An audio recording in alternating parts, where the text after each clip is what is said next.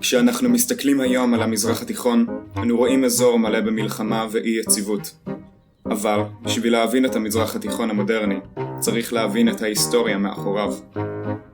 ולכן, היום הייתי רוצה לדבר על אחד הרגעים הקריטיים ביותר בתהליך היסטורי זה.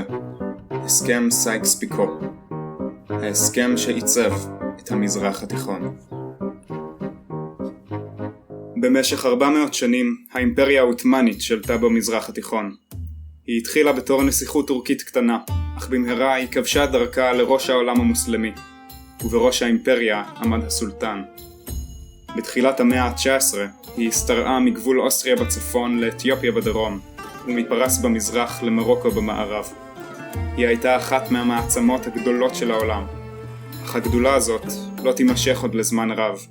משום שבמאה ה-19 שני רעיונות חדשים צברו תאוצה. אימפריאליזם ולאומיות. בואו נדבר על הראשון. אימפריאליזם היא שיטה מדינית, במדינה כובשת שטחים נרחבים ומנצלת אותם כדי להעצים את כוחה. היו אימפריות לאורך כל ההיסטוריה, אך במאה ה-19 האירופאים הביאו את המודל לממדים חדשים. מהפכות בתחום המדע, התעשייה והצבא אפשרו להן להפגין עוצמה מסביב לעולם ולבנות אימפריות עצומות. המאה ה-19 הייתה עידן הזהב של האימפריאליזם, ובסופה אנגליה, צרפת ורוסיה לבדן שלטו בחצי מהאדמות בעולם. האימפריות האלה היו במאבק תמידי אחת נגד השנייה, ואם אחת מהן איימה להפוך לחזקה מדי, האחרות היו משתפות פעולה נגדה, כדי לשמר את מאזן הכוחות ביניהן. האימפריה העות'מאנית מצאה את עצמה על הכוונת של כל האימפריות הגדולות. השליטה העות'מאנית על דרכי מסחר חשובות ושטחים רבים אמנם היוותה מקור לאושר וכוח בעבר, אך כעת זה הפך אותה למטרה. האימפריאליזם האירופאי היווה איום מרכזי על האימפריה העות'מאנית, אך סכנה גדולה אף יותר הגיעה במאה ה-19. לאומיות. הלאומיות היא אידיאולוגיה לפיה כל עם צריך לשלוט על עצמו במדינה עצמאית.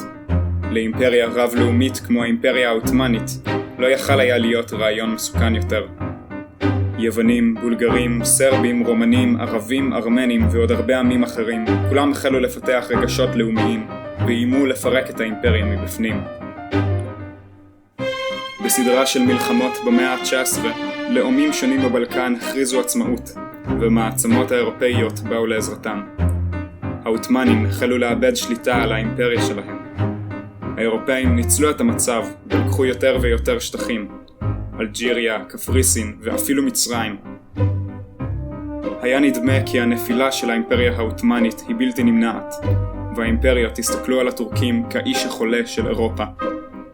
אבל קבוצה של מהפכנים הייתה נחושה לשנות את המצב ולהציל את האימפריה העות'מאנית מקריסה מוחלטת. הטורקים הצעירים היו מפלגה של לאומנים טורקיים שרצו להחזיר את האימפריה העות'מאנית לגדולתה. הם עשו הפיכה שלטונית והדיחו את הסולטן.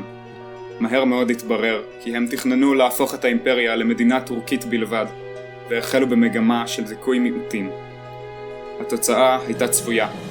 המיעוטים באזור הבלקן החליטו לחבור יחדיו ולהכריז עצמאות, וכך החלה מלחמת הבלקן, שבמהלכה איבדה האימפריה את כל השטח שנותר לה באירופה. גם לערבים החל להימאס מהעול הטורקי, וחוסיין, שליט מכה, החל לחשוב על עצמאות. בארץ ישראל, הציונים גם הם חיפשו אימפריה שתסכים לתמוך בהם. היה נדמה שהסוף קרוב, והטורקים הצעירים היו חייבים לעשות צעד נועז. ההזדמנות הגיעה כשלאומן סרבי, מאותה קבוצה שנלחמה בטורקים רק שנה לפני כן, התנקש ביורש העצר האוסטרי, ובאירופה פרצה מלחמת העולם הראשונה. זה הרגע. צרפת, אנגליה ורוסיה נלחמות עכשיו באימפריה הגרמנית החזקה. ולכן החליטו הטורקים הצעירים לנצל את ההזדמנות, להיכנס למלחמת העולם הראשונה ולהילחם בשלוש המעצמות הגדולות בבת אחת. הפעם הם כבר לא יצאו מזה בשלום.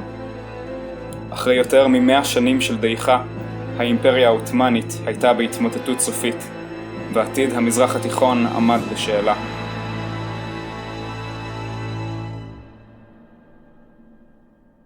בסרטון הבא נראה איך הערבים, הציונים ומעצמות אירופה נאבקו ביניהם על השליטה באדמות, ובכך עיצבו את גבולות המזרח התיכון, כפי שאנו מכירים אותם היום.